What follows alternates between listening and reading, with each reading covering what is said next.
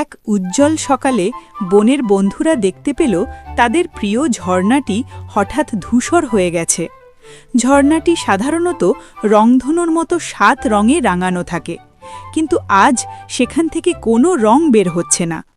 4 বন্ধু মিলে ঠিক করল তারা ঝর্ণাটির রং ফিরিয়ে আনবে। তারা জানতে পারল যে বনের 4টি বিশেষ স্থানে 4টি রঙিন মণি লুকিয়ে আছে, যা ঝর্ণাটিকে প্রাণ দেয়। চঞ্চল কাঠবিড়ালি দ্রুত দৌড়ে গিয়ে একটি উঁচু গাছের মগডাল থেকে লাল মণিটি নিয়ে এলো। নীল পাখি ডানা মেলে অনেক উঁচুতে উড়ে গিয়ে পাহাড়ের চূড়া থেকে সোনালি মণিটি খুঁজে পেল। শান্ত খরগোশ ঘাসের ঝোপের আড়াল থেকে একটি উজ্জ্বল সবুজ মণি উদ্ধার করল, আর জ্ঞানী কচ্ছপ পাথরের নিচ থেকে তার গায়ের শক্তি দিয়ে নীল মণিটি উদ্ধার করল। যখন তারা 4টি মণি ঝর্ণার কাছে এনে একসাথে রাখল, তখন একটি জাদুকরী আলো জ্বলে উঠল। ঝর্ণাটি আবার রঙিন হয়ে কলকল করে বইতে শুরু করল।